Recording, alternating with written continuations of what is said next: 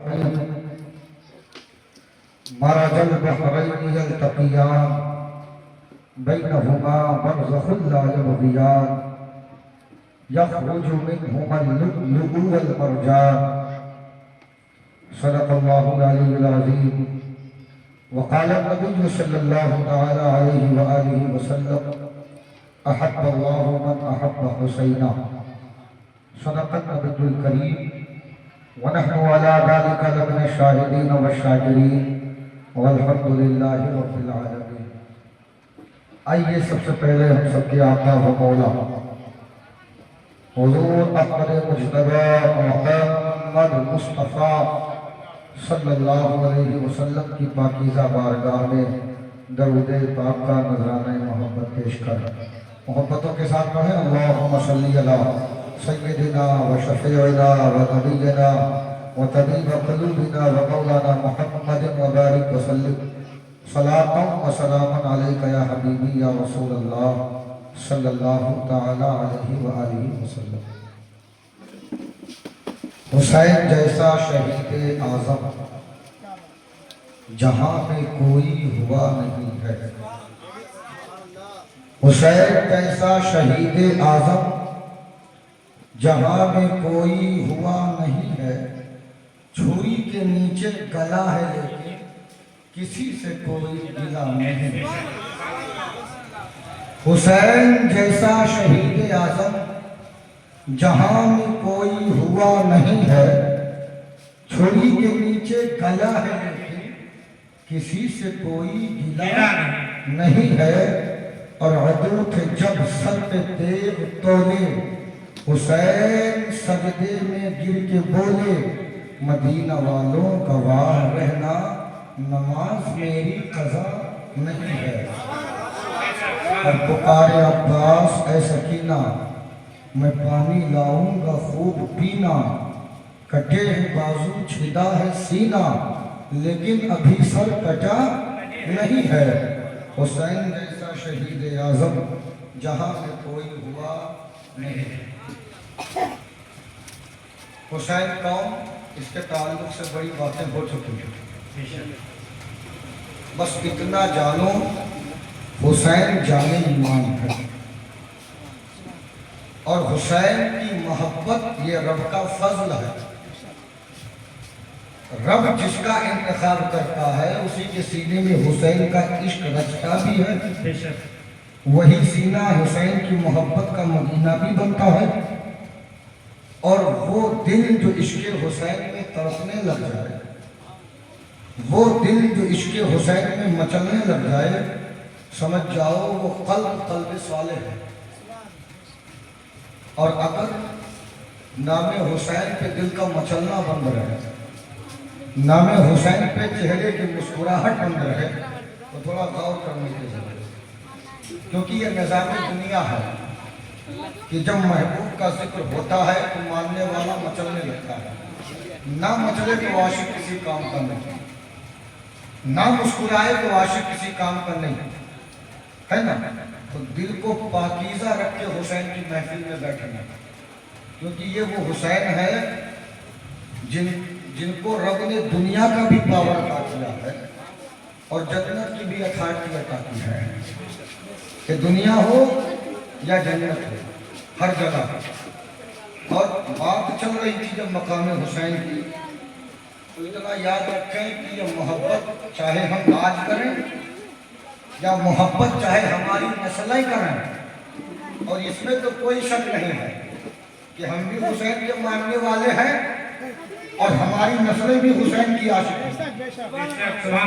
اس میں کوئی شک نہیں، کیونکہ جب باپ حسینی ہوگا تو بیٹا بھی حسینی ہوگا، باپ حسینی ہوگا تو بیٹا بھی حسینی ہوگا، پوتا بھی حسینی ہوگا، ناتی بھی حسینی ہوگا. کیوں؟ کیونکہ ہم حسین والے کربلا حسینی ہے، اور پھر بھی اپنے ہاتھوں میں سلسلہ حسینی ہے. یہ میرا مقدر ہے، سلسلہ حسینی ہے، اور جا رہا ہے جو جنت راستہ حسینی. یہ تو بات کنفرم ہے کہ جو جنت میں لے کے جائے گا وہ وہی راستہ ہوگا जो रास्ता हुसैन से होकर के चला, और उसके अलावा कोई रास्ता नहीं है, ना कोई तलाश कर सकता है, ना कोई ला सकता है, ना कोई बना सकता है। यह है हकीकत। अब अमर बिन लैस एक बड़ा अजीम-शान बादशाह गुजरा, ऐसा जली बादशाह गुजरा है कि जिसके फौजियों की तादाद तक गिनना दुश्वार था।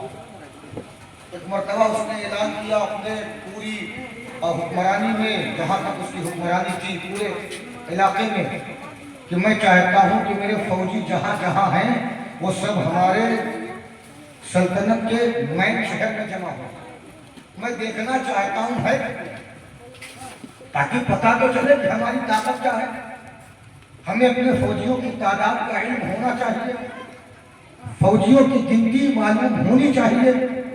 अब जब उसने जमा कर लिया सबको कि आओ, और जब सारे फौजी जमा हो गए तो तब फौजियों की तादाद कसीर नजर आई। कसरत से जब फौजी दिखाई दिए तो किसी ने पूछा, बादशाह ये तेरी ताकत की बात है, तुझे तो मुस्कुराना चाहिए। आज तेरा रोब दबदबा सारी दुनिया देख रही है, तुझे तो हंसना चाहिए। आज तेरी हुकूमत का सिक्का अपने उर्बो जवान के तमाम इलाकों में चल रहा है, तुझे तो खुशी से फूले नहीं समाना चाहिए। ऐसे ताकत और कुव्वत के मौका पर लोग हंसते हैं, लोग मुस्कुराते हैं, अपनी ताकत का प्रचार करते हैं, लेकिन ये तू है न हंस रहा है, न मुस्कुरा रहा है, न ताकत का इजहार कर रहा है, बल्कि आंसू बहा रहा है और रो रहा है। बादशाह कहता है, ऐ पूछने वाले, मैं ये सोच कर नहीं रोता कि क्या है, मैं ये फौजियों की तादाद को देख के नहीं रोता। तो पूछा रो क्यों रहा है, तो कहता है मैं करबला याद करके रो रहा हूँ। मैं ये सोच के आंसू बहा रहा हूँ कि काश ये फौजियों की तादाद कल यजीदियों के मुकाबले में जब हुसैन का साथ देते तो क्या।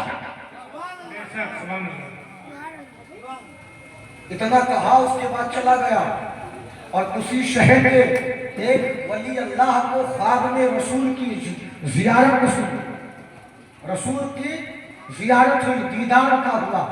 रसूल ख्वाब में आए और कहा, अम्र बिन लैस ने जो मेरे बेटे हुसैन से मोहब्बत का ऐलान किया है, अम्र बिन लैस ने जो मेरे बेटे हुसैन की मोहब्बत में आंसू गिराए हैं, अम्र बिन लैस ने जो आज अपनी ताकत और कुव्वत के जो है कुव्वत होने के बावजूद, इतना पावर हासिल करने के बावजूद जो उसने आज मेरे बेटे हुसैन के करबला को याद किया है, तो सुबह उठना, उठ करके जाकर बता देगा, ऐ अम्र बिन लैस तो करबला में नहीं था, कोई बात नहीं, जमाने हुसैन में नहीं था, कोई बात नहीं, हुसैन का चेहरा नहीं देखा, कोई बात नहीं, हुसैन का दौर नहीं देखा, कोई बात नहीं, मगर तू आज हुसैन के 200-250 साल के बाद दुनिया में आया, तुझे ताकत मिली, तुझे कुर्सी मिली, तुझे तख्त मिला, तुझे पावर मिला, तुझे इक़्तिदार मिला, सब मिला।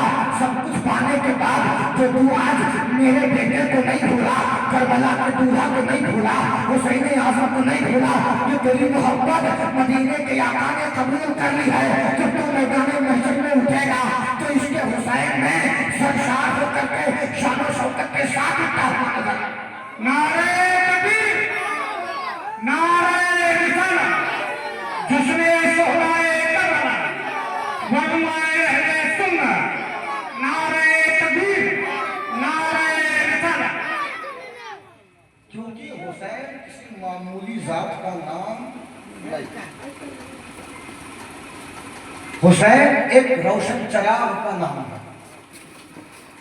वो चराग जो खुद भी रोशन है और जो उसके करीब आता है उसे भी रोशनी अता कर देता है। और चराग का काम ही है हर जगह रोशनी फैलाना। और फिर हुसैन वो चराग है कि जिसे बुझाने की कोशिश करने वाले आए और चले गए, खुद बुझ गए, लेकिन हुसैन के चराग की रोशनी कम न हुई, हुसैन के चराग की चमक को चमक कम न हुई। हुसैन वो चराग है जो खुद भी रोशन है और आपके मानने वाले भी रोशन हैं।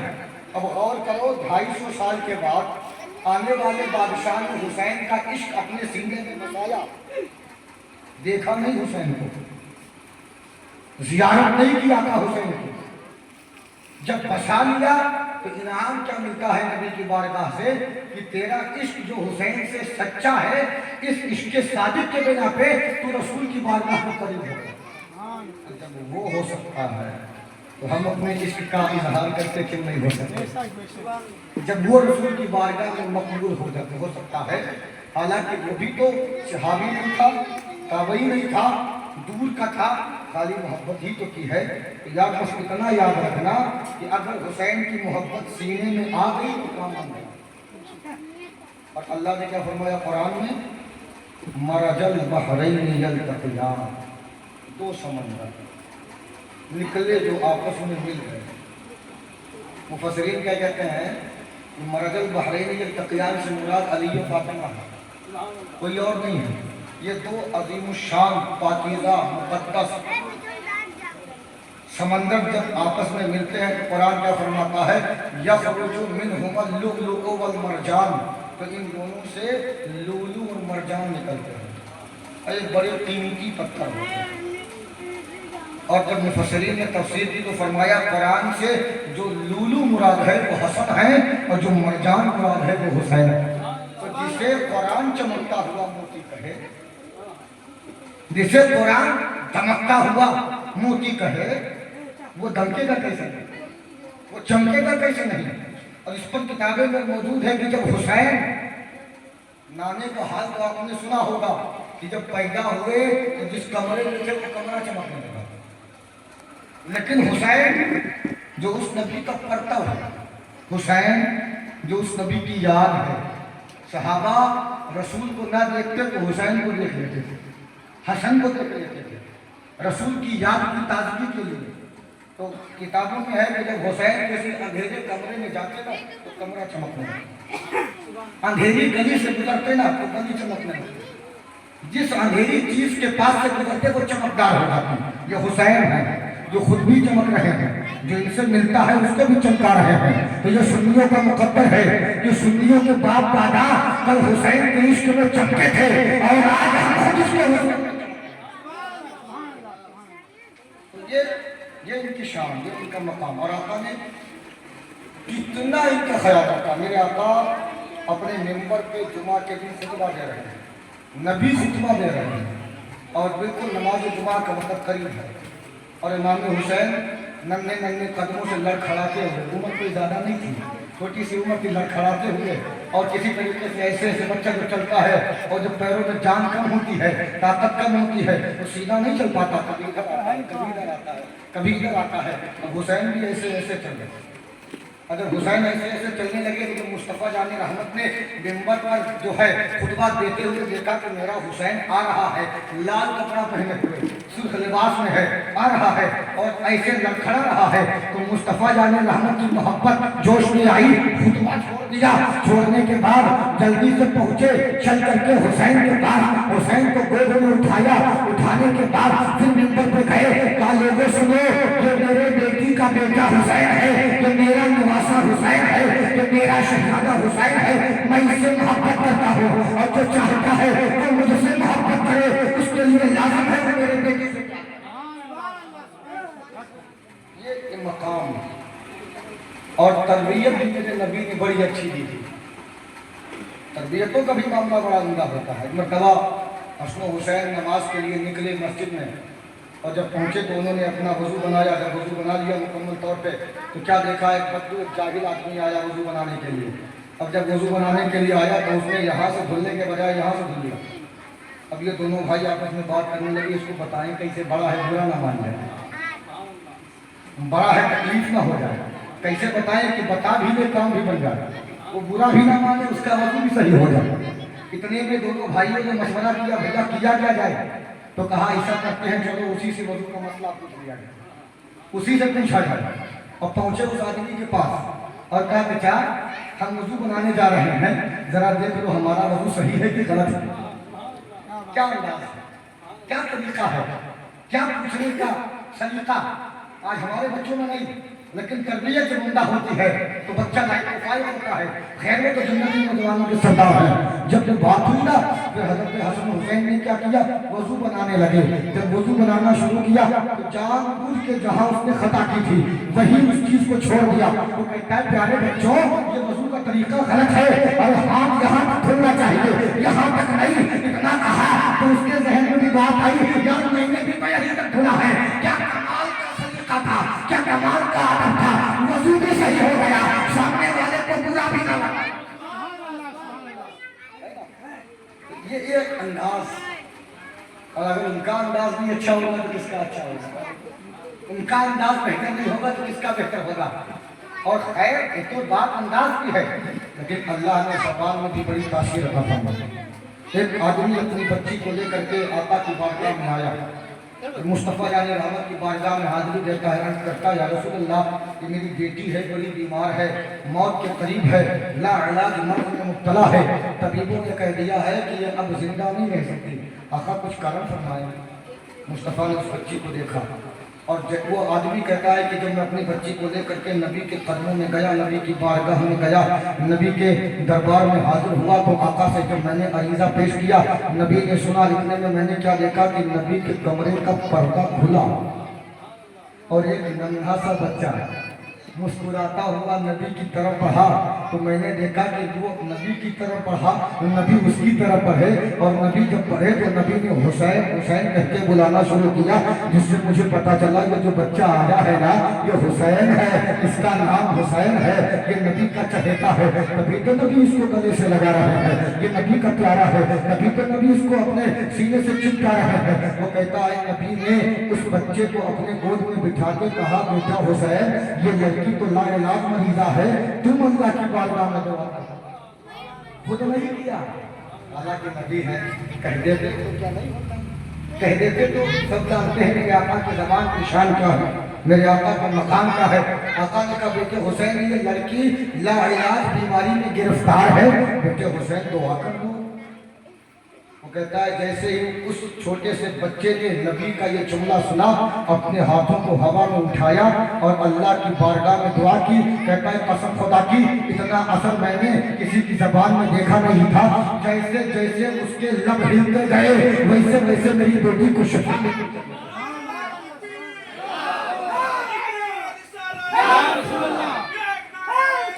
یا علی یا علی یا حسین یا حسین یا حسین یا حسین.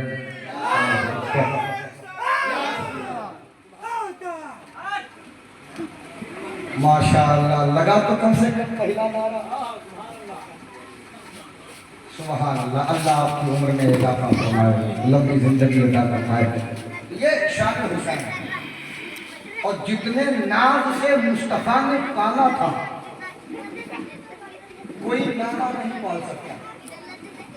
جتنے ناز سے مولا مرتضیٰ نے پالا تھا کوئی باپ نہیں پال سکتا. جتنے نخرے سیدہ فاطمہ نے برداشت کیے تھے کوئی ماں نہیں برداشت کر سکتی. اتنے ناز و انداز میں دونوں شہزادوں کو پالا گیا. اور جب رسول کائنات کی زندگی کا آخری دور آیا وہ نانا جو نواسوں پر جان چھڑکتا تھا, وہ نانا اپنے نواسوں کو چھوڑ کر جب دنیا کو خیر آباد کر گیا اور پھر ان کے جانے کے 6 مہینے کے بعد جب ان کی مشفقہ مکرمہ ماں بھی دنیا کو خیر آباد کر جاتی ہے تو پھر یہ دونوں اکیلے ہو جاتے ہیں. اب اکیلا پن ہے, مولا کائنات کی ذات ہے. پھر مولا کائنات نے دوسری شادی کی تاکہ حسن و حسین کی نگہبانی ہو سکے, ان کی دیکھ بھال ہو سکے. لیکن ایسا نہیں تھا کہ جب حسن و حسین کی دیکھ بھال کی بات آئی ہے تو پھر صحابہ نے حسین کا ادب فراموش کر دیا. ایسا نہیں تھا. ایسا تھا کہ صحابہ نے بہت قاعدے سے ادب کیا, ہر چیز میں حسین کا حصہ ڈبل ملا. اتنا خیال کیا کہ پھر دنیا والوں نے دیکھا کہ ادب حسین کیا ہے. بلکہ ایک مرتبہ سرکار فاروق اعظم کا دربار لگا ہوا تھا. حسین اعظم اس دربار میں جانے کے لیے گھر سے نکلے تو کیا دیکھا کہ فاروق اعظم کے بیٹے حضرت عبداللہ ابن عمر دروازے پر بیٹھے ہوئے ہیں. اور جب بیٹھا ہوا دیکھا تو کہا عبداللہ تم کیوں نہیں اندر جا رہے ہو؟ وہاں میٹنگ بہت زبردست چل رہی ہے، بچوں کو جانے کی اجازت نہیں ہے، میں باہر بیٹھ کے میٹنگ کے ختم ہونے کا انتظار کر رہا ہوں۔ آپ بھی بیٹھ جاؤ، اب یہ بھی بچے تھے، وہ بھی بچے تھے، آپ بھی بیٹھ جاؤ۔ اور جب حسین اعظم نے حضرت عبداللہ ابن عمر سے سنا تو وہی بیٹھ گئے، اور جب میٹنگ کے اختتام کے بعد جب فاروق اعظم کی بارگاہ میں پہنچے تو فاروق اعظم نے ادب سے حسین کو اٹھا کر کے آپ کی پیشانی پر بوسہ لیا اور کہا، اے بنت فاطمہ، اے بنی رسول، آپ تو تشریف لائے۔ فرمانے لگے، کہنے لگے، اے خلیفہ برحق، میں بہت پہلے آیا تھا، آپ کے دروازے پر بیٹھا تھا، کہا بٹھایا کس نے، ہمت کس کی ہوئی، جرأت کس کی ہوئی؟ کہا آپ کے بیٹے عبداللہ نے کہا بچوں کی انٹری مین ہے، بچے اندر نہیں جا سکتے ہیں، میٹنگ چل رہی ہے، بڑوں کا بڑوں کے لیے محفل مشاورت ہے، مشورے کی محفل ہے، آپ نہیں جا سکتے۔ فاروق اعظم نے کہا، اے حسین، تم کو اسی ہزار محفلیں قربان ہے، جب تمہیں میرے گھر میں آنا ہوگا تو یہ نہ سوچنا میں کیا کر رہا ہوگا، یہ نہ سوچنا میں کیا کر رہا ہوگا، تم آقا ہو، تم نے جب آنا ہوگا تم بلا اجازت گھر میں چلے جانا۔ یہ ادب تھا جس کی اجازت فاروق اعظم نے دی تھی۔ یہ صحابہ نے جب ادب کیا، اور پھر جب خلافت صدیقی و فاروقی اور عثمانی اور خلافت علی کے بعد جب حضرت امیر معاویہ رضی اللہ تعالیٰ عنہ بادشاہ اسلام بنے اور 60 ہجری میں جب آپ کا وصال باکمال ہو جاتا ہے، جب آپ کا وصال ہوتا ہے تو پھر اس وقت یزید لعین کو بادشاہت کی کرسی ملتی ہے اور تخت بادشاہت مل جاتا ہے۔ اب جب وہ بیٹھا، اس نے کیا کیا؟ سب سے پہلا کام، ساری دنیا میں مطلب جہاں تک حکومت ہے عالم اسلام کی، ہر کوئی میری بیعت کرے، ہر کوئی میری بیعت کرے گا، اور جو بیعت نہیں کرے گا اسے مار دیا جائے گا۔ جو اپنے من سے کرے گا تو ٹھیک ہے، نہیں کرے گا تو تلواروں کے ذریعے بیعت دی جائے گی۔ لیکن زمانہ ڈر سکتا ہے، نبی کا بیٹا کیسے ڈرے گا؟ زمانہ خوف و ہراس میں مبتلا ہو سکتا ہے، حسین خوف و ہراس میں کیسے مبتلا ہوں گے جو خود شیر خدا کا شیر ہے، جس کے سینے میں نبی، جس کے بازوؤں میں نبی کا خون ہو، جس کے جسم میں فاطمہ زہرا کا دودھ ہو، جو شیر خدا کے گود میں پلا ہو، جس کو لوڑی دینے والی ذات سیدہ فاطمہ کی ہو، وہ ڈر جائے۔ اب اگر وہ ڈر جاتا تو پھر کیا ہوتا؟ حسین وہ ہے جس سے ڈر بھی دور بھاگ جائے، حسین وہ ہے جس سے خوف بھی دور بھاگ جائے۔ حسین کو خوف نہیں آتا، نہ کسی سے ڈرنے کی ضرورت تھی، لیکن جب اس نے کہا کہ نہیں، تلواروں کی بلبوتی پہ بیعت لینی پڑے گی، تو اس نے مدینہ کے گورنر ولید بن عقبہ کو کہا کہ حضرت عبد الرحمن ابن ابو بکر، حضرت عبداللہ ابن زبیر، حضرت عبداللہ ابن عمر اور امام حسین کو بلا کر کے بات کرو اور ان سے کہو کہ میری بیعت قبول کریں۔ حالانکہ اب یہ بھی تو بات سمجھنا، اس وقت بہت سے لوگ تھے، جب بیعت کی بات کی بہت سے لوگ تھے، کمی نہیں تھی لوگوں کی، کلمہ پڑھنے والوں کی بہت سے لوگ تھے، مگر جب بات نبی کے دین پر جب جان قربان کرنے کی باری آئی، اٹھا کون؟ حسین۔ گیا کون؟ حسین۔ کیوں؟ اب جس کے نانا نے دین دیا ہے وہ نہیں جائے گا تو کون جائے گا؟ جس کے نانا نے اسلام کو پھیلایا ہے، اگر وہ اسلام کی حفاظت کے لیے نہیں جائے گا تو کون جائے گا؟ تو حسین کا کیونکہ نبی سے وعدہ بھی تو تھا، وعدہ بھی کیا تھا، میرے نانا آپ فکر نہ کریں، آپ کے بعد آپ کا حسین آپ کے اسلام کی آبیاری کرے گا، آپ کے بعد آپ کا نواسہ اسلام کے شجر میں پانی ڈالے گا، آپ کے بعد اس اسلام کی حفاظت آپ کا بیٹا کرے گا۔ اور جب باری آئی نا کرنے کی، تو پھر میرے آقا حسین کو جب ولید بن عقبہ نے بلایا، آقا حسین آؤ یزید کی بیعت کر لو، میرے آقا حسین کہتے ہیں یزید میں کیا ہے کہ میں اس کی بیعت کر لوں۔ یہاں سے بات ہو، یزید کون تھا یہ بھی تو جاننا چاہیے نا، کیا اس کا کیریکٹر تھا، کیا اس کا کردار تھا۔ تو میں دوسروں کی بات تو نہیں کرتا کہ جس کا کیا موقف ہے، کس کا کیا موقف ہے، میں اپنا نظریہ اگر بیان کروں نا تو کچھ لوگ کہتے ہیں کہ نہیں خاموش رہو، لیکن میں خاموشی کا قائل نہیں، اپنی ذات کا خلاف، کسی اور کا نظریہ کیا ہے مجھے اس سے کوئی واسطہ نہیں ہے، تو مجھے اس سے کوئی مطلب نہیں ہے۔ لیکن یزید کے بارے میں میرا جو اپنا عقیدہ اور میرا جو اپنا ایمان ہے وہ یہ ہے کہ یزید کافر تھا، کافر ہے۔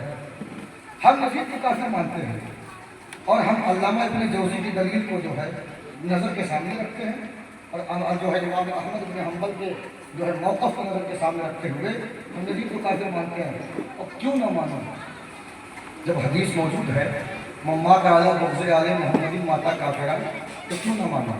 جب حدیث موجود ہے کہ جس نے میرے حسین کو تکلیف دی اس نے مجھے تکلیف دی، تو کیوں نہ مانو؟ جب حدیث موجود ہے میرا بیٹا حسین جس سے ناراض ہو جائے میں ناراض ہو جاتا ہوں، تو کیوں نہ مانو؟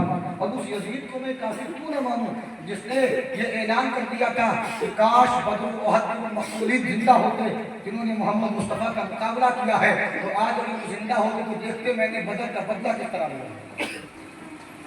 اب جس نے میدان بدر کو ہی نشانہ بنا لیا ہو، میدان بدر کو ہی ٹارگٹ کر دیا ہو کہ نہیں بدر میں جو رسول کے خلاف تھے وہ حق میں تھے تو مسلمان میں تھے،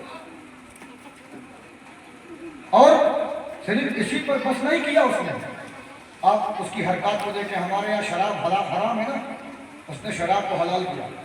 اب جو قرآنی آیت کے ذریعہ قرآن میں جس کو حلال جو حرامی قطعی کر دیا ہو، اگر وہ اس کے جو ہے علت کا قائل ہو جائے اور اس کو حلال کر ڈالنے لگے تو مسلمان کیسے؟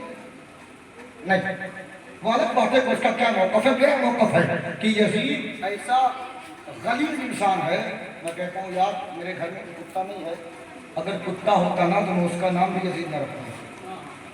میرے گھر میں اگر کوئی کتا بھی ہونا غلطی سے تو میں اس کے کتے کا نام بھی یزید نہ رکھوں، کیونکہ بندہ جب کبھی موڈ میں ہوتا ہے، ماحول ٹھیک ہوتا ہے، دماغ بہتر ہوتا ہے، تو کتے کو بھی کبھی محبت سے پچکار لیتا ہے۔ ارے میری غیرت ایمانی یہ بھی گوارا نہیں کر سکتی ہے کہ کوئی یزید کو کتے کی طرح پچکار لے۔ یہ میری محبت ہے اور میں اس سے سمجھوتا نہیں کر سکتا، نہ میں اس سے ہٹ سکتا ہوں، کیونکہ جو حسین کا عاشق ہوگا وہ یزید کا حامی نہیں ہو سکتا ہے۔ جو حسین کا ماننے والا ہوگا اس کے سینے میں یزید کے لیے رحم کی امید نہیں لگائی جا سکتی ہے، اور اگر جس کے سینے میں یزید کے لیے ذرہ برابر بھی نرم دلی ہے وہ میرے حسین کے قدموں میں جانے کے قابل نہیں، وہ میرے حسین کے بارگاہ میں حاضر کے قابل نہیں۔ وہ یزید تھا جس نے اسلام کے اصول کو قانون کو الٹ پلٹ کے رکھ دیا، اور اس کی حیثیت کیا ہے آپ میرے حسین کے سامنے؟ اس کا تقابل کیا ہے میرے حسین کے سامنے؟ اس کا مقابلہ کیا ہے میرے حسین کے سامنے؟ وہ کچھ نہیں ہے، وہ میرے حسین اعظم کے سامنے چیونٹی کے برابر بھی ہے۔ یہ شان میرے آقا نام ہے، تو یہ سمجھیں آپ۔ بہت سے لوگ آج کل ہیں جو اس یزید کے حامی بھی ہیں، اس کو بہت کچھ کہتے بھی ہیں، میں بار بار بتاتا ہوں کہ ان کے چکر میں نہ آنا، ان کے پھیرے میں نہ آنا۔ اب جب آقا حسین اعظم کو جب ولید نے اپنے دربار میں بلایا تو حسین یزید کی بیعت کر لو نا، تو میرے آقا حسین کہتے ہیں یہ تو نہیں ہو سکتا، بتاؤ یزید کے اندر کوالٹی کیا ہے، کیوں بیعت کی جائے، اس کے اندر کیا خصوصیت ہے؟ وہ کہتا ہے حسین مجھے آپ کی جان کا خطرہ ہے، اگر آپ یزید کی بیعت نہیں کرو گے نا تو آپ کو پریشان کر دیا جائے گا، اگر آپ یزید کی بیعت نہیں کرو گے نا تو میرے حسین آپ کو بہت ستایا جائے گا۔ آقا امام حسین وہاں بیٹھ کر باتیں کرتے رہے، بالآخر آپ نے ایک جملہ بتا دیا، جان تو کی جا سکتی ہے، گردن تو کٹائی جا سکتی ہے، مگر یزید کے ہاتھ پر بیعت نہیں کی جا سکتی، یزید کا ہاتھ تھاما نہیں جا سکتا۔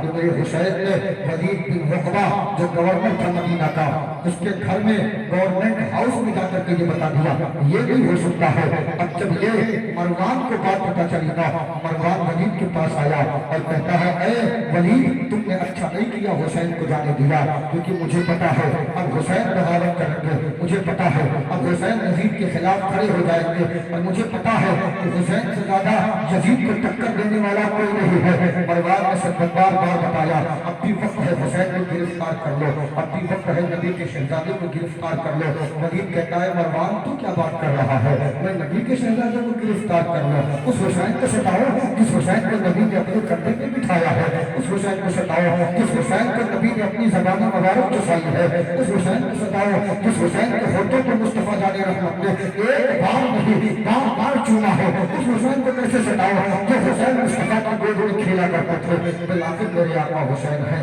اپنے مکان میں آتے ہیں، اپنے گھر والوں کو ارشاد فرماتے ہیں اے میرے گھر والوں اب مدینہ چھوڑنے کا وقت آ رہا ہے، مدینے سے ہجرت کا وقت آ رہا ہے، اب مدینہ مدینہ چھوڑنا یہ ہمارا مقدر بن چکا ہے، یہ ہماری قسمت بن چکی ہے، اب ہمیں مدینہ چھوڑ کر کے جانا ہے۔ آقا حسین سیدہ زینب سے بتاتی ہے اور سیدہ زینب تیاری کرتی ہے، علی اکبر ہے، علی اصغر ہے، سارا کنبہ ہے، سارا خاندان ہے، تیاریاں چلنے لگی۔ جب تیاری مکمل ہو گئی نا، ادھر ولید کے پاس ابھی کوئی دوسرا آرڈر نہیں آیا تھا، حسین جانے کی تیاری کرنے لگے۔ جب تیاری مکمل ہو گئی، حسین اعظم سے سیدہ زینب نے کہا تھا اے میرے بھیا اب تو تیاری مکمل ہو چکی ہے، اے بھیا اب حکم کیا ہے؟ کیونکہ میرے کارواں آپ ہو، رہبر قافلہ آپ ہو، قائد رہنما آپ ہو، مقتدی پیشوا آپ ہو، ہماری جان اور ایثار آپ ہو، حکم آپ کا مانا جائے گا، بات آپ کی مانی جائے گی۔ آقا حسین کہتے ہیں میری بہن اور یہ تمام بچوں کو جو ہے جمع کرو اور اس کے بعد ساز و سامان تیار کرو، زاد و راہ تیار کرو، اب مدینہ ہمارے لیے نہیں ہے، اب ہمیں مدینہ سے جانا پڑے گا۔ اتنا کہنے کے بعد میرے آقا حسین جو ہے مصطفیٰ جان رحمت کو یاد کرنے لگتے ہیں اور یاد کرتے ہوئے کہتے ہیں بہن زینب اب تم سفر کی تیاری کر بنا، علی اکبر کو تیار کر لو، علی اصغر کو تیار کر لو، سکینہ کو تیار کر لو، سب کو تیار کر لو۔ کہنا اب میں جا رہا ہے، کہا بھیا کہاں جا رہی ہو، کہاں جا رہے ہو؟ جو ہے کہتے ہیں اے میری بہن اب میں نانا کی مرکز انور پہ جا رہا ہوں، نانا کی تربت اطہر پہ جا رہا ہوں، نانا کی روضہ اقدس پہ جا رہا ہوں۔ حسین اپنی بہن سیدہ زینب کو پتہ کر کے مصطفیٰ جان رحمت کی پارگاہ ناز کی طرف چلتے ہیں۔ اب حسین چل رہے ہیں چھوٹے چھوٹے قدموں کے ساتھ، مصطفیٰ جان رحمت کے مزار پر انوار کے قریب آتے ہیں اور بیٹھ جاتے ہیں، عرض کرتے ہیں میرے نانا اپنے نواسے کو آخری وداعی تو دے دیجئے، نانا اپنے نواسے کی پکار کو سن لیجئے، نانا اپنے نواسے کی دعاؤں کو تو سن لیجئے۔ اے نانا حسین آیا ہے، نانا یہ مدینے میں آج ہماری داخلی گھڑیا ہے، اس کے بعد کیا پتہ مدینہ دیکھنے میں ملے کہ نہ ملے، مدینہ ہماری نگاہوں کے سامنے کہ رہے کہ نہ رہے۔ نمو حضرت حسین اعظم رضی اللہ تعالیٰ عنہ مصطفیٰ جان رحمت کی بارگاہ میں گریہ بزاری کر رہے ہیں، آنسو بہا رہے ہیں، رو رہے ہیں، کہتے ہیں نانا یہ حسین مدینہ چھوڑ کر جا رہا ہے، وہ مدینہ جس مدینے کی گلیوں میں حسین کھیلا تھا، وہ مدینہ جس مدینہ کی خاک پر حسین کھیلا تھا، وہ مدینہ جس مدینہ کی گلیوں میں حسین کبھی ننگے پاؤں چلتا تھا، کبھی اپنے جو ہے نعلین کے ساتھ چلتا تھا۔ نانا مدینہ چھوڑ کر جا رہا ہو، آپ کی یادیں چھوڑ کر جا رہا ہو، نانا کیسے جاؤ ذرا بتاؤ تو۔ حسین اعظم ہے مصطفیٰ جان رحمت کی بارگاہ میں عریضہ پیش کر رہے ہیں، آنکھوں میں آنسو آ گئے، جب حسین رونے لگے گا، حسین رو رہے ہیں، آنکھوں میں آنسو ہے۔ اے نانا آپ کی جدائی برداشت نہیں ہو سکتی، اے نانا آپ کا غم برداشت نہیں ہو سکتا، مصطفیٰ یا تو مجھے الوداعی دے دیجئے، مصطفیٰ مجھے آخر میں جو ہے رخصتی عطا کر دیجئے تاکہ آپ کی اجازت مل جائے گا، میں سمجھوں گا میرا یہ سفر کامیاب ہو، میں سمجھوں گا میں اس سفر میں کامیابی کے راستے پر ہو۔ نواسا نانے کی بارگاہ میں فریاد کر رہا ہے، اس نانے کی بارگاہ میں کہ جو نانا کبھی حسین کو روتا ہوا دیکھا کرتے تھے نا تو آپ کی آنکھوں میں آنسو آ جایا کرتے تھے، وہ نانا جو سیدہ فاطمہ کو بار بار بول دیا کرتے تھے اے میری بیٹی فاطمہ میری بیٹی حسین کو رونے نہ دینا، اگر حسین روئے گا تو حسین کا نانا روئے گا، اگر حسین روئے گا تو حسین کے نانا کی آنکھوں میں آنسو آئیں گے، اگر حسین روئے گا تو حسین کے نانا کو تکلیف ہوگی۔ اب حسین اعظم اسی نانا کی بارگاہ میں ہے، آنسوؤں کا سیلاب ہے، رو رہے ہیں، قبر رسول کو پکڑ کر کے آنسو بہا رہے ہیں، آنسو بہاتے بہاتے عمر کی تاریخ ہو جاتی ہے، محو خواب ہو جاتے ہیں، جب محو خواب ہوتے ہیں نا تو خواب میں مصطفیٰ جان رحمت آتی ہے تشریف لے کر کے اور فرماتے ہیں میرے بیٹے حسین تجھے فکر کرنے کی ضرورت نہیں ہے، تیرا نانا کی سناسی ہے، میرے بیٹے حسین جا تجھے اسلام کے تحفظ کے لیے جانا ہے، جا تجھے اسلام کی بقا کے لیے جانا ہے، مجھے اسلام کی حفاظت کے لیے جانا ہے۔ آقا حسین نے مصطفیٰ جان رحمت تسلیاں دے رہے ہیں، سمجھا رہے ہیں بیٹے فکر نہ کرو، تمہارا نانا ہر قدم تمہارے ساتھ رہے گا، تمہارا نانا ہر قدم تمہارے پاس رہے گا، تمہارا نانا ہر قدم تمہارے قدم رہے گا، تمہارا ہر قدم بن کر کے رہے گا۔ وہ بھی سمجھا رہے ہیں اے میرے بیٹے حسین جاؤ نا، تمہارا نانا راضی ہے، یہ رخصتی مجھے منظور ہے، میرے بیٹے اسلام کی حفاظت کرنا۔ مصطفیٰ جان رحمت خالق خواب پہ آ کر کے حسین کو سمجھا رہا ہے اور جیسے ہی وہ خواب کی گھڑی ٹوٹتی ہے نا، نیند کھلتی ہے نا، میرے حسین جو ہے مصطفیٰ جان رحمت کے مرتبے کو پکڑ کر کے آنسو بہانا شروع کر دیتے ہیں۔ اے میرے نانا جاؤں گا کیسے، آپ کی گلیاں مجھے یاد آئیں گی، میرے نانا میں جاؤں گا کیسے، آپ کا چہرہ مجھے یاد آئے گا، میرے نانا میں جاؤں گا کیسے، ماں فاطمہ کا گھر یاد آئے گا، بابا علی کی یادیں یاد آئیں گی۔ اے میرے نانا میرے جانے کو قبول فرما لیجیے۔ حسین نے جب گریہ بزاری کر دینا، مصطفیٰ جان رحمت نے اجازت اور حمد فرما دی۔ اب وہ حسین مصطفیٰ کا نواسا وہاں سے نکلا تو خیال آتا ہے چلو ماں فاطمہ کی بارگاہ میں حاضری دے دیں۔ اب जन्नतुल बकी की शरफ खरामा खरामा कदमों से हुसैन चलने लगे। और चलने के बाद जब मेरे आका हुसैन सैयदा फातिमा की कब्र से पर पहुंचेगा तो आपकी आंखों से आंसुओं की बरसात हो गई। गोया कह रहे थे ज़बाने हाल से, अम्मा आखिरी सलामी तो कबूल कर लेना, आपका बेटा हुसैन जा रहा है। अब क्या पता कभी आएगा है, क्या पता आपकी बारगाह में हाजिरी का शरफ मिले ना मिले, क्या पता आपके जो है इस मज़ार मुक़द्दस तक हुसैन आ सके कि ना आ सके। अम्मा कबूल कर लो, इजाजत लेते हैं, सलामी पेश करते हैं। सलामी पेश करने के बाद हुसैन चले जाते हैं। जब चले जाते हैं ना, अब कहाँ पहुँचते हैं? अपने मकान में पहुँचते हैं हुसैन, अपने घर में पहुँचते हैं हुसैन। नबी का नवासा पहुँच रहा है। जब नबी का नवासा पहुँचता है ना, मेरे प्यारे जानते हो सारा काफिला तैयार है, हर कोई जाने के लिए तैयार है। हुसैन आज़म काफिले को साथ लेते हैं। यहाँ से एक बार तुम्हें बताता चलूं, बहुत सी बातें हैं तारीख में, कुछ सच्ची भी है, कुछ झूठी भी है। कुछ लोग ऐसा भी बयान कर जाते हैं कि जब सैयदना आका इमाम हुसैन करबला की तरफ जाने लगे ना, तो जानते हो क्या हुआ? उस वक्त सैयदा सुहरा ने कदमों को थाम लिया था, बाबा ना जाओ। लेकिन जहाँ तक मेरा अपना मुताला है ना, वहाँ तक ये बात दुरुस्त सही नहीं है, बल्कि सैयदा सुहरा जो है उनका ये गिरिया नहीं था। सैयदा सुहरा हज़रत हुसैन मुसन्ना की बीवी थी। अब क्योंकि जब तक शौहर की इजाजत नहीं होगी, कोई बीवी अपने मकान से बाहर कदम तो नहीं निकाल सकती है ना, इसलिए जब हज़रत मुसन्ना की इजाजत नहीं थी तो सैयदा सुहरा बाहर नहीं गई। लाजिम बता किया, हुसैन आज़म जा रहे थे, मुड़ मुड़ के मदीने को देख रहे थे, सोच रहे थे ये गुंबद खज़रा कभी दिखे कि ना दिखे, नबी का ये रोज़ा कभी दिखे कि ना दिखे, अब मदीना कभी दिखे कि ना दिखे, तैबा कभी दिखे कि ना दिखे। हुसैन आंखों में आंसू लिए टकटकी पावे हुए, कभी अपने आप को देखते हैं, कभी गुंबद खज़रा को देखते हैं। नाना की यादें हैं। बताओ जरा, जिस जमीन पर पैदा हुए हुसैन, जिस जमीन में खेले हुसैन, जिस जमीन में पले हुसैन, जिस जमीन में पढ़े हुसैन, बताओ क्या वो जमीन छोड़ते हुए तकलीफ नहीं हो रही होगी? बताओ क्या वो जमीन छोड़ते हुए दर्द नहीं हो रहा होगा? लेकिन मेरे हुसैन को पता था ये आजमाइश है, मेरे हुसैन को पता था ये इम्तिहान है, मेरे हुसैन को पता था ये मकाम आजमाइश है। और इस आजमाइश की इब्तिदा जो है यहाँ से हो रही है। और मेरा हुसैन अपने नाना के वादे को वफा करने के लिए नाना की बारगाह से रुखसती लेकर के मक्का को छोड़, मदीना को छोड़ करके मक्का की तरफ जाने लगा। अब कुछ लोग ये सवाल करते हैं, क्या सवाल करते हैं कि जब आप लोगों का ये अकीदा है कि हुसैन मुश्किल कुशा है, हुसैन हाजत रवा है, मौला अली मुश्किल कुशा है, मुस्तफ़ा मुश्किल कुशा है, तो फिर इतनी गिरिए की जरूरत है? क्या जरूरत है? चले जाते। और अगर कहते हो कि जब चले गए करबला में शहीद हो गए, तो जब सब मुश्किल कुशा है तो कोई आया तो? बात तो समझ में आने वाली है ना कि जब सब मुश्किल कुशा है, हुसैन भी मुश्किल कुशा, अली भी मुश्किल कुशा, मुस्तफ़ा भी मुश्किल कुशा, सब मुश्किल कुशा, मदद करने वाले, ख्याल रखने वाले, तो फिर हुसैन शहीद होकर आए क्यों नहीं आए मदद के लिए? क्या जब ये सवाल करते हैं नालायक?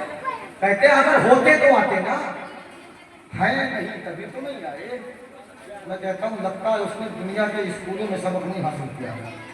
अगर उसने किसी स्कूल में एडमिशन लेकर के पढ़ा होता ना, तो फिर वो ये सवाल नहीं करता। अगर एडमिशन ले चुका होता ना, तो ये एतराज नहीं आता। उसे ये क्यों नहीं पता था कि नबी ने फरमाया था बेटे हुसैन के इम्तिहान है? ये तो सबको पता था। ये जब हम जानते हैं तो उसे नहीं पता। जब ये सुन्नियों का बच्चा जानता है तो उसे नहीं पता। और मैं कहता हूँ जरा प्यारे गौर कर, इम्तिहान कहते किसे हैं? एग्जाम कहते किसे हैं? तो मैं मिसाल दूँ आपको, आप अपने बच्चे का एडमिशन करवाते हो ना, कॉलेज में, स्कूल में, नर्सरी में, मकतब में, मदरसे में, जब एडमिशन करवाते हो तो किताब का बच्चा लेकर के जाता है तो क्या टीचर से पूछता है कि नहीं पूछता? बताओ ये क्या है? तब वो बताता है कि बेटा ये अलीफ है, ये बा है, ए है। आज अपने अपने अंदाज में जब पढ़ाई को बताता है, कितने महीने पूछता है? 1 साल में 10 महीने पूछता है। 10 महीने जब क्लास चालू रहती है तो पूछता है, और जब पूछता है तो उस्ताद बताता है। ये नहीं कहता नहीं बताऊंगा, ये नहीं कहता कि नहीं समझाऊंगा, لیکن جب وہی 10 مہینہ ختم ہونے کے بعد جب کلاس ختم ہو جاتا ہے اور جب امتحان کا ٹائم آتا ہے، ایگزامینیشن ہال میں جب وہ بچہ پہنچتا ہے تو کیا یہ پوچھے گا کہ استاد محترم ارے اس سوال کا جواب مجھے نہیں آتا، آپ بتا دیجیے؟ پوچھے گا نہیں نا؟ اور اگر پوچھ لے تو بچہ ناکام، پوچھ لے تو فیل، پوچھ لے تو نامراد، پوچھ لے تو جرم و خطا کا مرتکب، پوچھ لے تو اچھا نہیں۔ اور ایک بات استاد کے لیے بھی ہے کہ جب تک امتحان روم میں بچہ نہیں جاتا، بتانے کا حق ہے، بتانے کی اتھارٹی ہے، بتانے کا پاور ہے، سبق یاد کرانے کا حق ہے، لیکن وہی ٹیچر جو 10 مہینے سبق یاد کراتا ہے اسے امتحان روم میں سبق بتانے کی اجازت نہیں ہے۔ اور اگر بتا دے گا تو استاد بھی نامکمل اور شاگرد بھی نامکمل، اسٹوڈنٹ بھی نامکمل، ٹیچر بھی نامکمل۔ یار یہ سمجھ نہیں پاتا، سوال کرتا ہے۔ میں کہتا ہوں تم نے اگر سنا ہوگا تو پتا چلتا کہ جب حسین پیدا ہوئے تو وہ کلاس روم تھا، امتحان روم نہیں۔ حسین چلنے لگے، مصطفیٰ کی گود میں آئے تو وہ کلاس روم تھا، امتحان روم نہیں۔ حسین نبی کے پشت پر سوار ہوئے تو کلاس روم تھا، امتحان روم نہیں۔ بڑے ہوئے، مدینہ چھوڑ کر چلنے لگے تو کلاس روم تھا، امتحان روم نہیں۔ کربلا پہنچے تو کلاس روم تھا، امتحان روم نہیں۔ لیکن جب گردن کٹانے کی باری آئی تو وہ کلاس روم نہیں تھا، امتحان روم تھا۔ جب تک کلاس روم تھا، مدینے میں نبی نے بتایا، علی نے بتایا، حسن نے بتایا، فاطمہ نے بتایا، ابو بکر نے بتایا، عمر نے بتایا، عثمان نے بتایا، سب نے بتایا۔ جب تک کلاس روم تھا سب بتاتے رہے، امتحان روم تھا نہیں بتایا، کربلا امتحان کی جگہ تھی نہیں بتایا، کیونکہ نبی کو پتا تھا یہاں بتانے میں حسین کامیاب نہیں ہوگا۔ تکبیر، نعرہ رسالت، جشن شہید اعظم، نعرہ تکبیر، نعرہ رسالت۔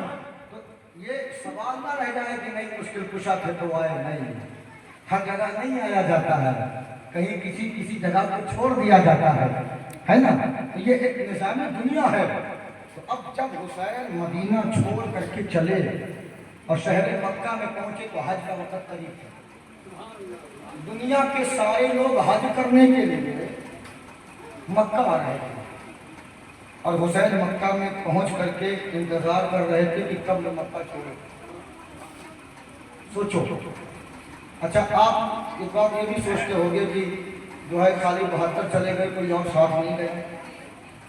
ایسا نہیں ہے، ساتھ بہت گئے تھے، ہزاروں کی تعداد میں امام حسین کے ساتھ گئے تھے، لیکن وہ خالی حلوہ خور عاشق تھے، پکے نہیں تھے، کچے تھے، ہزاروں تھے۔ جب حسین مکہ سے نکلنے والے تھے تو ہزاروں ساتھ میں تھے، کیا سوچ کرتے کہ حسین نبی کا شہزادہ ہے، جنگ ہوگی تو بہت پیسہ ملے گا، بہت مال ملے گا، بہت چیزیں ہاتھ میں آئیں گی۔ لیکن امام حسین چونکہ دنیا دار تو تھے نہیں، حسین دین کی بقا کے لیے جا رہے تھے، دین کی حفاظت کے لیے جا رہے تھے، دین کے وجود کے تحفظ کے لیے جا رہے تھے۔ تو سب کو یہ پتا تھا کہ حسین جائیں گے، ان کے ساتھ ہم جائیں گے تو بڑا پیسہ ملے گا، لیکن جب پتا چلا کہ پیسہ نہیں ملے گا، گردن کٹانی پڑے گی تو بھاگ گئے۔ تو ایسے عاشق آپ بھی بنو کہ بھاگنا نہ پڑے، ورنہ تو آج کل 90% ایسے ہیں کہ شیرینی اور مٹھائی کے چکر میں ہی حسین نہیں بنے ہیں، نہ ملے تو آئے گا، نہ ملے تو حسین کا نعرہ لگائے گا، ایسے بھی ہے۔ تو ان لوگوں کی طرح ایسے کچے عاشق نہ بننا کہ جو چھوڑ کے بھاگ رہے ہیں، کیونکہ جو بھاگ جاتے ہیں نا دنیا ان کو بھول جاتی ہے، جو بھاگ جاتے ہیں نا دنیا ان کو فراموش کر دیتی ہے۔ تاریخ اٹھا کے دیکھو، چلے تو ہزاروں تھے، جو بھاگ گئے ان کا کوئی نام نہیں جانتا، جو رک گئے سارے زمانے میں ان کا کیا ہوا۔ تو اس لیے بھاگنا نہیں، ہم بھاگنے والے عاشقوں میں سے نہیں ہیں، ہم وعدہ نبھانے والوں میں سے ہیں، ہم جان دینے والوں میں سے ہیں، ہم حسین پر اپنی آن شان عزت آبرو قربان کرنے والوں میں سے ہیں۔ اور جب آپ کبھی آج کے دور میں بھی جب اللہ کبھی توفیق دے گا، جب کعبہ جاؤ نا حج کرنے یا عمرہ کرنے تو وہاں جا کر حسین کو بھول نہ جانا، وہاں جا کر حسین کو فراموش نہ کرنا، وہاں جا کر کے حسین غازی کی یاد اپنے دل سے نہ مٹانا۔ ارے قسم خدا کی اگر حسین نہ ہوتے نا، اور اس وقت حسین نے اپنا حج قربان کر کے تب مکہ کو چھوڑا تھا، سب کے حج کو بچانے کے لیے حسین نے اپنا حج قربان کر دیا، تو یہ عاشقوں کا مزاج ہونا چاہیے۔ جس حسین نے ہمارے حج کو بچایا ہے، جب ہم بھی حج کرنے کے لیے جائیں، عمرہ کرنے کے لیے جائیں، تو کم سے کم حسین کے نام حسین کے نام پر نماز نفل ہی پڑھ لیں، یہ عشق ہے۔ حسین نے مکہ میں پہنچے، اور پہنچنے کے بعد جب کوفہ والوں کے خطوط آنا شروع ہو گئے، اور سب خطوط آنا شروع ہو گئے نا، تو سب نے کہا اے حسین اب آپ کوفہ چلے آؤ نا، اگر آپ نہیں آؤ گے نا تو یزید کے ہاتھ پہ بیعت کرنا پڑ جائے گی، اور اے حسین اگر یزید کے ہاتھ پہ ہم نے بیعت کر لی نا تو پھر میدان محشر میں مصطفیٰ جان رحمت کے سامنے ہم اپنی تمام سوالات کو رکھیں گے۔ حسین آپ چلے آئیے، حسین آپ تشریف لے آئیے۔ آقا حسین نے جب ان کوفیوں کے خطوں کو دیکھا نا تو نبی کا لاڈلا کوفہ جانے کے لیے تیار ہو گیا۔ جب حسین تیار ہو گئے جانے کے لیے، پھر اس وقت مکہ کے جو اکابر صحابہ تھے یا اکابر تابعین تھے، ان تمامی حضرات امام حسین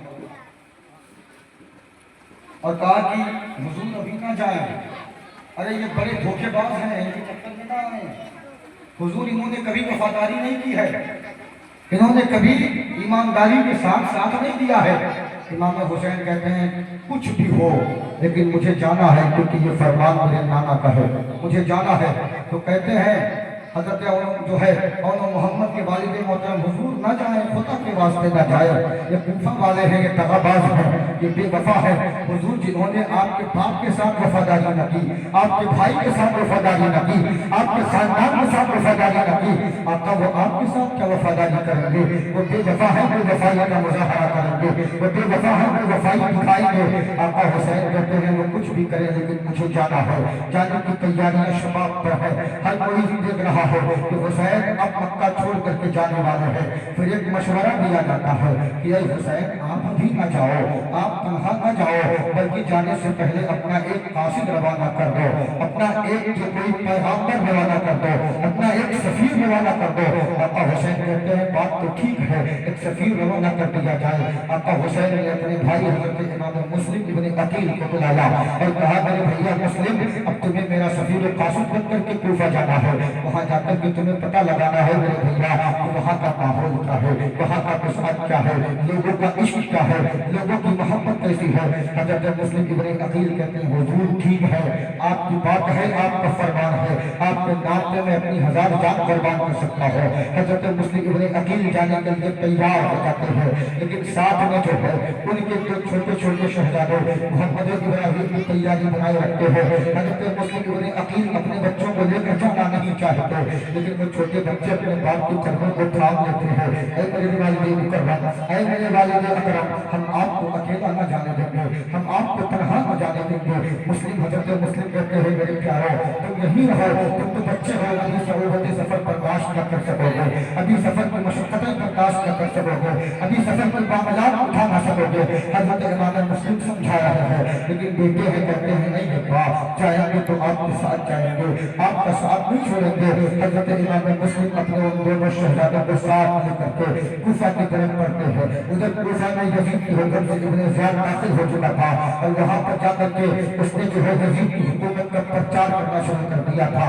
بالآخر آقا امام مسلم رضی اللہ تعالیٰ عنہ جب کوفہ کی دھرتی پر قدم رکھتے ہیں تو کیا دیکھتے ہیں؟ کوفہ کا ہر آدمی حسین کا عاشق ہے۔ کیا دیکھتے ہیں؟ کوفہ کا ہر آدمی حسین کا دیوانہ ہے۔ کیا دیکھتے ہیں؟ کوفہ کا ہر آدمی حسین کا جانشین و وفادار ہے۔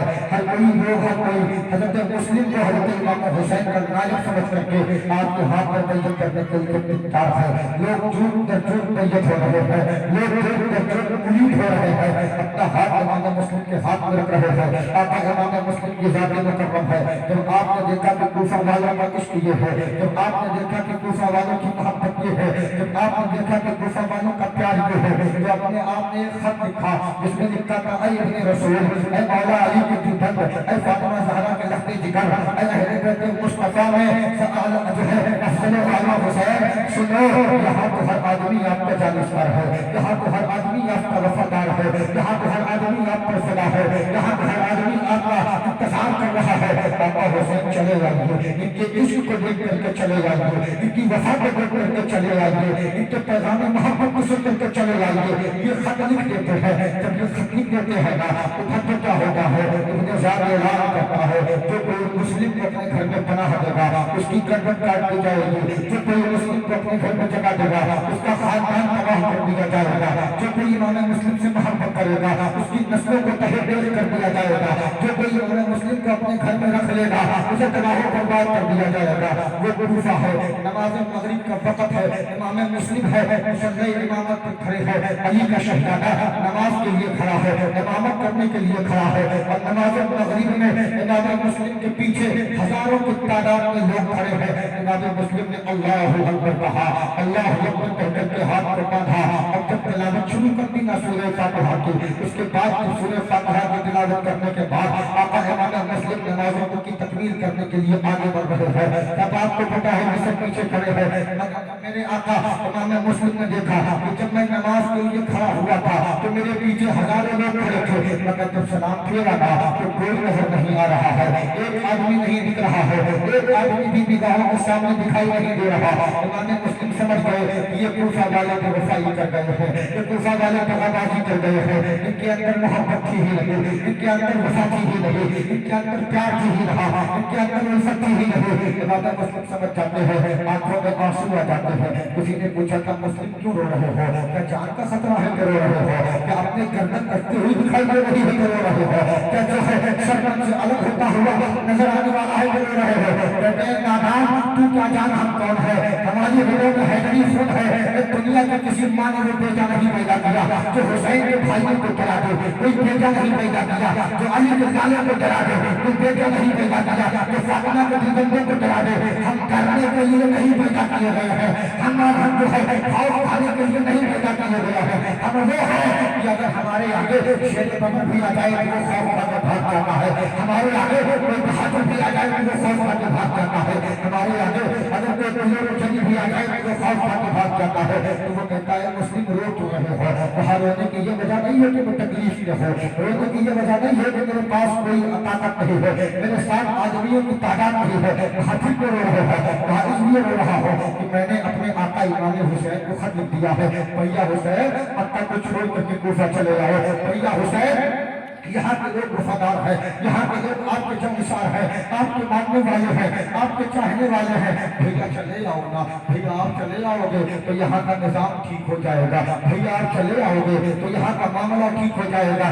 میں اس لیے رو رہا ہوں کہ میں نے تو خط آقا حسین کو بھیج دیا ہے، کہیں ایسا نہ ہو کہ حسین آئے ان کو تکلیف پہنچایا جائے، کہیں ایسا نہ ہو کہ حسین آئے ان کو ستایا جائے، کہیں ایسا نہ ہو کہ حسین آئے انہیں رلایا جائے، کہیں ایسا نہ ہو کہ حسین آئے ان کے گھر والوں کو پریشان کیا جائے۔ مجھے اپنی ذات کی فکر نہیں ہے، مجھے اپنے آپ کی فکر نہیں ہے، مجھے اپنی پرواہ نہیں ہے۔ ارے ایک مسلم کیا ہزار مسلم بھی ہو تو حسین کے نام پر قربان ہے، ایک مسلم کیا ہزاروں مسلم ہو تو حسین کے نام پہ فدا ہے، حسین کے نام پہ مسلم کی ایسی ہزاروں جو نچھانا ہو جائے، مسلم اپنے لیے فکر نہیں کرتا ہے، حسین اعظم کی فکر کر رہا ہے۔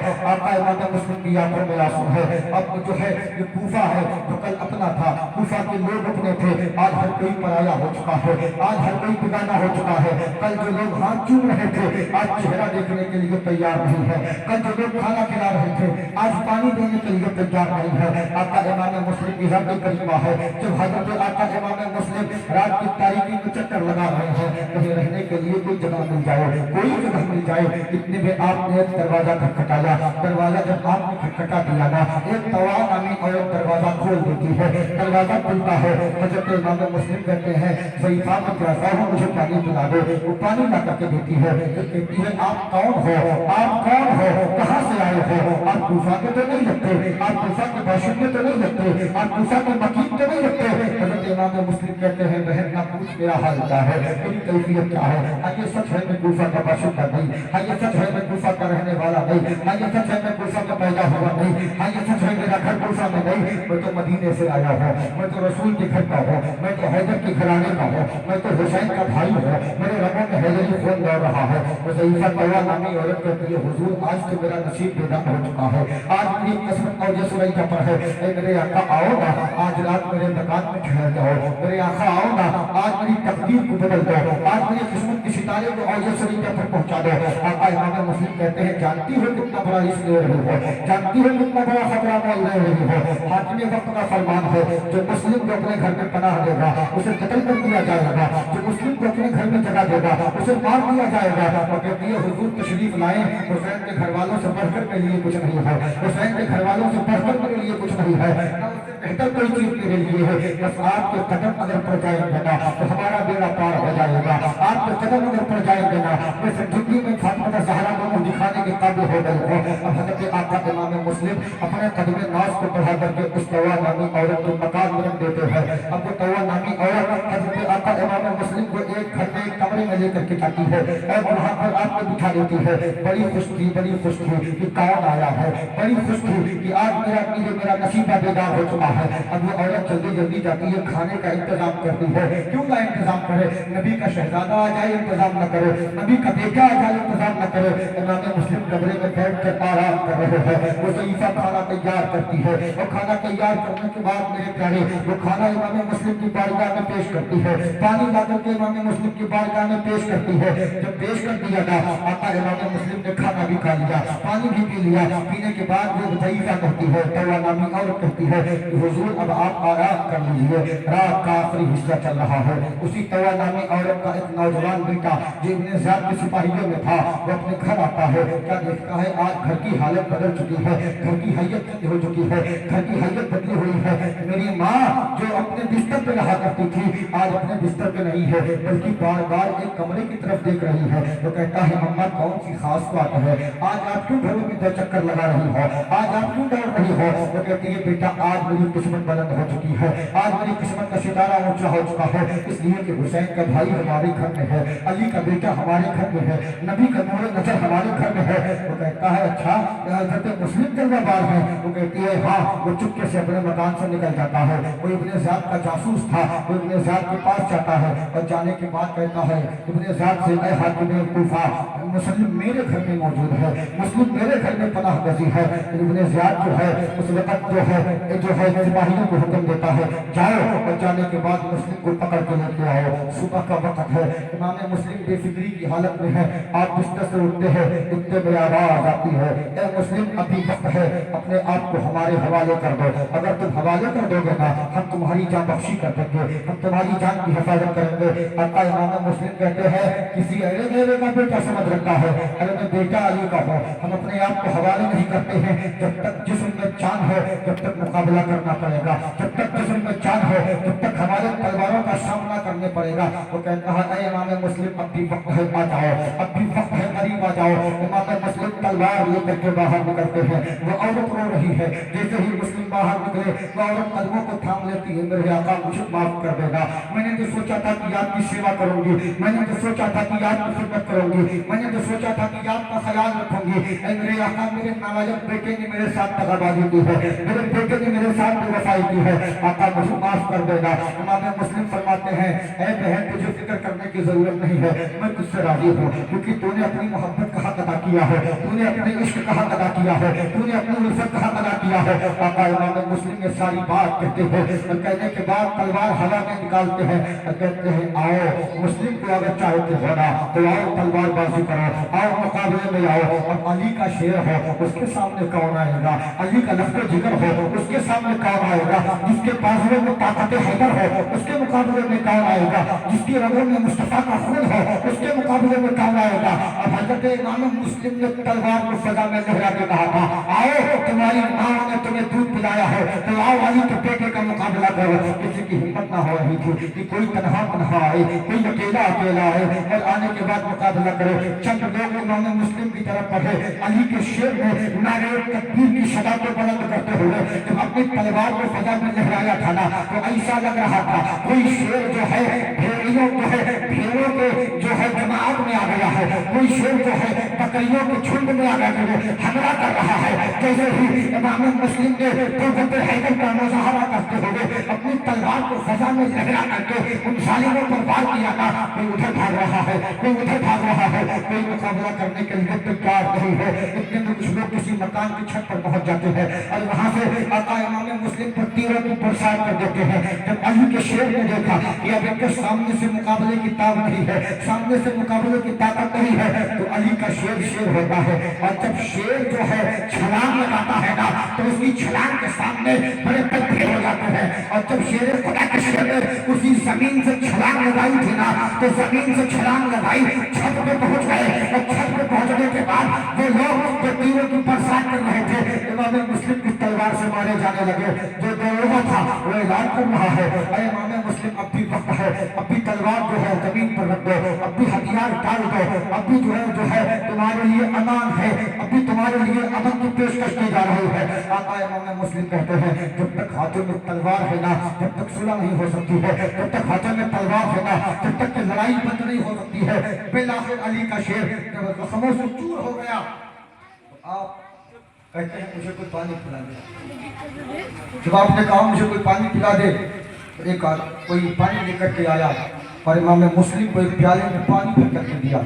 جب پانی بھر کر کے دیا نا اور امام مسلم جیسے اسے اپنے لب سے لگانے والے تھے نا، آپ کے جسم پہ جو چوٹ لگی تھی نا سر کے پاس، وہاں سے خون کے 2-4 قطرے گرے اور وہ پانی دا رہا، خون بن گیا۔ امام مسلم نے اسے پھینک دیا، دوبارہ پانی منگایا، دوبارہ پانی خراب ہو گیا، تیسری مرتبہ پانی منگایا، تیسری مرتبہ بھی جب حسین کا بھائی پانی نہ پی سکا تو آپ آسمان کی طرف سر اٹھاتے ہیں اور کہتے ہیں میرے مولا تیرا شکر ہے، میرے مولا تیرا کرم ہے، اب میں پیاسا ہی اپنے نانا کی بارگاہ میں جاؤں گا، اب میں پیاسا ہی مصطفیٰ کی بارگاہ میں جاؤں گا۔ میں دنیا کا پانی نہ پی سکا تو کوئی بات نہیں ہے، میں حوض کوثر میں اپنے نانا کے ہاتھ سے جام پیوں گا، میں حوض کوثر کا پانی پیوں گا۔ اب حضرت امام مسلم کو پکڑ لیتے ہیں، پکڑنے کے بعد جب جانے لگتے ہیں نا ابن زیاد کے دربار میں لے کر کے جاتے ہیں۔ ابن زیاد کہتا ہے اے مسلم مجھے جانتے ہو؟ کہتے ہیں تجھے کون نہیں جانتا، تو کون ہے، تو کتنا بڑا مردود ہے، تجھے ہر کوئی جانتا ہے۔ ابن زیاد کہتا ہے مسلم اب بھی وقت ہے، حسین سے کہہ دو یزید کی بیعت کر لیں، حسین سے کہہ دو یزید کی بیعت کر لے۔ امام مسلم جوش میں آتے ہیں، کہتے ہیں کہ تو کیا جانتا ہے حسین کیا ہے، تو کیا جانتا ہے حسین کا مقام کیا ہے، تو کیا ہے اور کیا ہے وہ تیرا امیر شام، کرتے ہیں بادشاہ کہیں بیعت غلام، ارے کرتے ہیں بادشاہ کہیں بیعت غلام، اور تو بھی نمک حرام ہے، وہ بھی نمک حرام، حسین بیعت کر لیں گے تیرے حاکم سے، یہ نہیں ہو سکتا ہے۔ امام مسلم کہتے ہیں کہ مجھے اس بات کا افسوس نہیں کہ میری جان جانے والی ہے، مجھے اس بات کا افسوس نہیں میرا سر تن سے جدا ہونے والا ہے، مجھے افسوس اس بات کا ہے کہ حسین آنے والے ہیں۔ بالآخر ابن زیاد کہتا ہے تمہیں موقع ہے یہ مسلم، آج بھی تم حسین کے خلاف بکواس کر دو، آج بھی تم حسین کو گالیاں دے دو، آج بھی تم حسین کے خلاف باتیں کر دو نا، آج تمہاری جان بخشی کی جا سکتی ہے۔ آقا حسین کی جب بات سنتے ہیں نا امام مسلم تو کہتے ہیں جان تو جا سکتی ہے، حسین کے خلاف زبان نہیں کھولی جا سکتی، جان تو جا سکتی ہے، حسین کے خلاف جملہ نہیں کسا جا سکتا، جان تو جا سکتی ہے، حسین کے خلاف کمنٹ نہیں کیے جا سکتے، جان تو جا سکتی ہے، حسین کے خلاف طنز نہیں کیا جا سکتا۔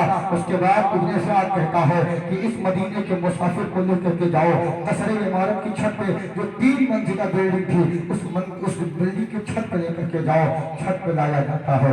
امام مسلم ہے، اظہار عشق ہے، کربلا سے جو ہے کوفہ سے مدینہ کی طرف دیکھتے ہیں، لو لگاتے ہیں، کہتے ہیں بھیا حسین مجھے معاف کر دینا، میں آپ کے مشن کی تکمیل نہ کر سکا، بھیا حسین مجھے معاف کر دینا، میں آپ نے جس مقصد کے لیے بھیجا تھا میں وہ مقصد پورا نہ کر سکا، بھیا نہ آنا، اے ہواؤں جا کر میرے بھائی کو بتا دو کہ بھیا کوفہ نہ آنا، اے فضاؤں جاؤ میرے بھائی کو بتا دو کہ میرا بھائی کوفہ نہ آئے، اس لیے کہ اب کوفہ آنا اچھا نہیں رہا، کوفہ آنا بہتر نہیں رہا۔ آقا امام مسلم کی آنکھوں میں آنسو ہے، ہاتھ رو رہے ہیں، اے میرے مولا، اے میرے مولا میرے بھائی حسین کی حفاظت کرنا، یار عشق ایسا ہو، محبت ایسی ہو، چاہت ایسی ہو، الفت ایسی ہو کہ جان جانے والی ہو مگر فکر اپنی نہیں ہے، گردن کٹنے والی ہو مگر فکر اپنی نہیں ہے، فکر ہے تو حسین کی ہے، فکر ہے تو حسین کے خاندان کی ہے، فکر ہے تو حسین کے کنبے کی ہے، فکر ہے تو حسین اعظم کی ہے۔ اب وہ جو ظالم جلاد تھا نا وہ کہتا ہے اے مسلم اب بھی وقت ہے، اے مسلم اب بھی وقت ہے، اب بھی وقت ہے، اب بھی وقت ہے، ابھی سنبھل جاؤ۔ حسین اعظم کے خلاف بات کر دو۔ مسکرائے، کہنے لگے سن تیرا یزید ملعون ہے، وہ نالائق ہے، حسین بادشاہ تھے، حسین بادشاہ ہے، حسین بادشاہ رہیں گے، حسین جنتی تھے، حسین جنتی ہیں، حسین جنتی نوجوانوں کے سردار ہیں۔ تو کیا سمجھتا ہے کہ اس قتل کی دھمکی سے میں ڈر جاؤں گا؟ تو کیا سمجھتا ہے تیری تلوار دیکھ کے میں ڈر جاؤں گا؟ سن یزید میرے حسین کا مقابلہ نہیں کر سکتا، یزید حسین کے خاک قدموں کی خاک سے، قدموں سے لگی ہوئی خاک کے برابر بھی نہیں ہے۔ حسین یزید میرے آقا امام حسین کے گھوڑے کے جو ہے پیر سے جو دھول لگ جائے اس غبار کے برابر بھی نہیں ہے۔ تو اتنا کہا نا، جلاد نے اپنی تلوار کو ہوا میں لہرایا اور جب لہرا کر کے اس نے آقا امام مسلم کی گردن پر تلوار کو وار کیا، امام مسلم نے کلمہ طیبہ پڑھا اور یہ کربلا کا یہ مسافر اپنی جان جان آفری کے سپرد کرتا ہوا بارگاہ مولا میں جا ملا، مصطفیٰ جان رحمت کے قدموں میں جا ملا۔ امام مسلم نے اپنی جان کی شہادت دے دی، اپنی قربانی پیش کر دی اور یہ شہادت پیش کر کے دنیا کو بتا دیا، اے دنیا والوں، جب حسین کے نام کی باری آئے نا تو یہ نہ دیکھنا کہ میرا گھر لٹ رہا ہے، یہ نہ دیکھنا میرا خاندان لٹ رہا ہے، یہ نہ دیکھنا میرا کنبا لٹ رہا ہے، یہ نہ دیکھنا میرے دوست لٹ رہے ہیں، یہ نہ دیکھنا میری اولاد لٹ رہی ہے، یہ نہ دیکھنا میرے گھر والے لٹ رہے ہیں، بس دیکھنا تو حسین کو دیکھنا، کیونکہ حسین وہ ہے جس پر کنبا بھی لٹا دے تو کم ہے، حسین وہ ہے جس پر اولاد بھی قربان کر دے تو کم ہے، حسین وہ ہے جس پر قبیلہ بھی قربان کر دے تو کم ہے، حسین وہ ہے جس پر دوست بھی قربان کر دے تو کم ہے۔ یہی مزاج حسینیت ہے کہ جب قربان کرنے کی باری آئے تو حسین نہ اپنا دیکھتا ہے نہ پرایا دیکھتا ہے، بس یہ دیکھتا ہے حسین کے نام پہ قربان ہونے کا موقع ملا ہے تو جتنی جلدی ہو سکے اپنی جان کا نذرانہ۔ نعرہ تکبیر، نعرہ رسالت، نعرہ حیدری، نعرہ حیدری، مسلک اعلی حضرت علماء اہل سنت، نعرہ تکبیر، نعرہ رسالت۔ اور جب عشق ہوتا ہے نا تو پھر اتنا آسان نہیں ہے کہ خالی شہادت ہو جائے، عشق میں مسئلہ نہ کیا جائے۔ عشق میں زندگی میں بھی آپ کو عشق کا مزہ چکھنا ہے اور موت کے بعد میں بھی آپ کو اظہار محبت کی بات سمجھ میں آتی ہے۔ خالی اسی پر بس نہیں کیا ان ظالموں نے کہ خالی سر تن سے جدا کر دیا کام ہو گیا، نہیں، بلکہ نبی کے شہزادے کو، حسین کے بھائی کو ان ظالموں نے کیا کیا، سر اور جسم کے ساتھ اس 3 منزلہ بلڈنگ کے اوپر سے زمین پر۔ یہ وہ امت جس کے بارے میں بتا دیا تھا جبریل نے میرے آقا، یہ آپ کی امت کے کچھ لوگ کیا کریں گے، حسین کو شہید کریں گے، آپ کے گھر والوں کو شہید کریں گے، آپ کے کنبے کو شہید کریں گے، آپ کے قبیلے کو شہید کریں گے۔ اور اسی کوفہ کی بات کر رہا ہوں میں، قتل امام مسلم کا فتویٰ دینے والا کوئی جاہل نہیں تھا۔ امام مسلم کے قتل پر جب ابن زیاد نے دستخط دینا چاہا تو بڑے بڑے اس دور کے کوفی مولویوں نے اس پر ٹھپا لگایا تھا کہ امام مسلم کا قتل جائز ہے۔ تو آج کے دور میں بھی چغہ نہ دیکھنا، قبہ نہ دیکھنا، جبہ نہ دیکھنا، ٹوپی نہ دیکھنا، ریش نہ دیکھنا کہ نہیں ہے تو ایسا ہے، دیکھنا تو عشق حسین دیکھنا۔ ان کے پاس بھی چغہ تھا، قبہ تھا، جبہ تھا، سب کچھ تھا، مگر ان کا سینہ حسین کی محبت سے خالی تھا۔ تو کیا ہم کو بھی مان لیں گے؟ نہیں، کوئی بھی ہو ہمارے سامنے، چاہے جتنا بڑا پیر ہو، فقیر ہو، وہ جبے والا ہو، قبے والا ہو، خرقے والا ہو، تاج والا ہو، کوئی ہو، ہمیں اس سے مطلب نہیں ہے۔ جو ہمارے سامنے آئے گا ہم یہ دیکھیں گے کہ وہ حسین کا عاشق ہے کہ نہیں۔ اگر وہ حسین کا عاشق ہے تو ہمارے سروں میں ہے، حسین کا باغی ہے تو ہمارے قدموں میں دھوکہ ہوگا۔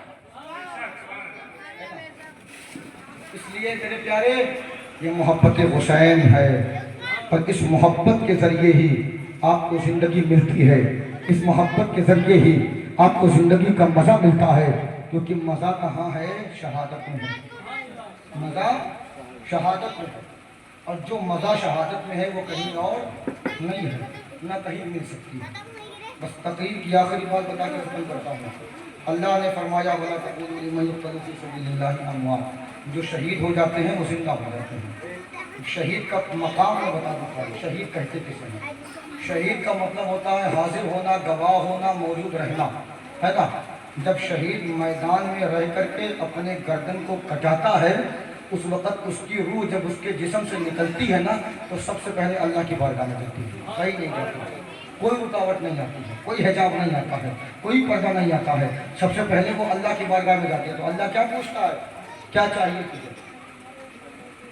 تو آئی ہے میرے دین کی حفاظت کرنے کے بعد، تو تجھے کیا چاہیے؟